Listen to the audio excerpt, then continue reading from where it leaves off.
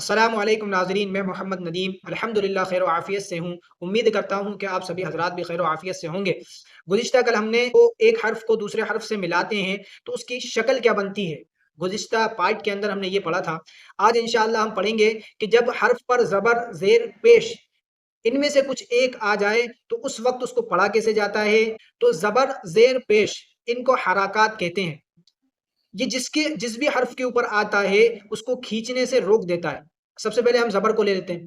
زبر کا کام کیا ہوتا ہے کہ زبر جب بھی کسی حرف کے اوپر آتا ہے، مثلا الف کے اوپر زبر آیا، تو سب سے پہلے تو ہم یہ سمجھ لیں کہ زبر جب الف کے اوپر آتا ہے تو وہ الف باقی نہیں رہتا بلکہ وہ حمزہ بن جاتا ہے۔ جیسے دیکھیں میں آپ کو دکھاتا ہوں، دیکھیں ادھر، یہ ہے الف، ٹھیک ہے۔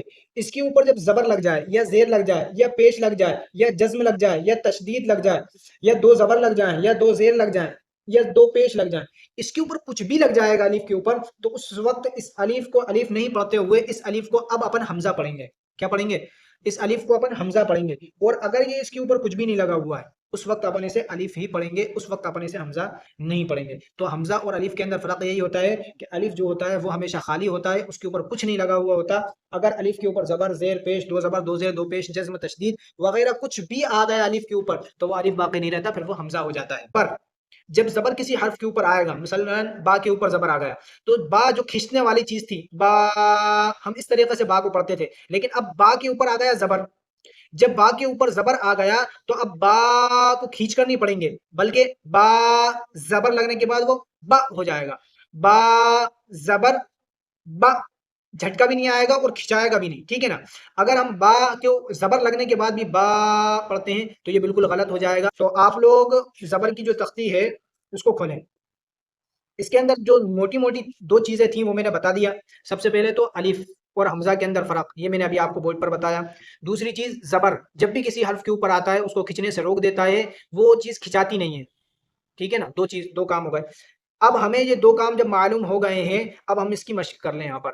تو حمزہ زبر آ، با زبر با، تا زبر تا، سا زبر سا۔ تو اس ان حرف کو پورا پڑھ لیں آپ، ٹھیک ہے۔ اور مین فوکس اگر جو آپ کو دینا ہے وہ آپ کو دینا ہے سا پر، ہا پر، زال پر، ٹھیک ہے۔ اس کے بعد قاف پر، اس کے بعد عین پر۔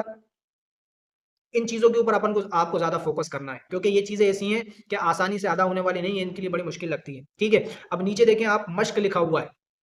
یہ جب الف با تا پڑھتے ہوئے ہم یا پر آ جائیں گے تو اس کے بعد مشق لکھی ہوئی ہے۔ اب مشق کی اور میں بتا دیتا ہوں کس طریقے سے مشق کو آپ کو پڑھنا ہے۔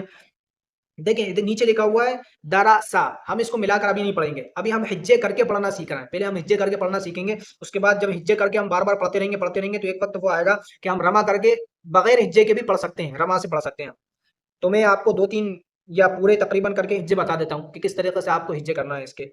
دال زبر دا، را زبر را، درا، سین زبر سا، درا سا، اس طریقے سے ہمیں پڑھنا ہے۔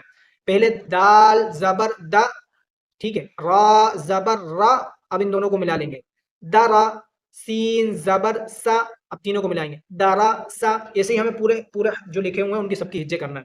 واو زبر وا، دال زبر دا، ودا، عین زبر ع، ودا ع، عین زبر ع، با زبر با، عبا، دال زبر دا، عبا دا، کاف زبر کا، سین زبر سا، کسا، با زبر با، کسا با۔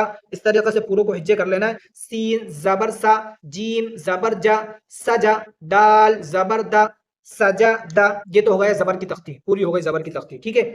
اس کو آپ کو ایسے ہی مشق کر لینا، بار بار پڑھنا ہے، بار بار پڑھنا ہے۔ اگر بار بار پڑھیں گے تو ہی پڑھنا آئے گا، اگر ہم پڑھیں گے نہیں تو یقین رکھیں، یاد رکھیں، ہمیں کوئی نہیں پڑھا سکتا۔ اگر ہم پڑھنا چاہیں گے، کوشش کرنا چاہیں گے تو انشاءاللہ بڑی آسانی سے ہم پڑھ سکتے ہیں۔ اس کے بعد کل انشاءاللہ ہم زیر کی تختی اور پھر اس کے بعد پیش کی تختی کو پڑھیں گے، ٹھیک ہے۔ السلام علیکم ورحمۃ اللہ وبرکاتہ۔ دعائے خیر میں یاد رکھیں۔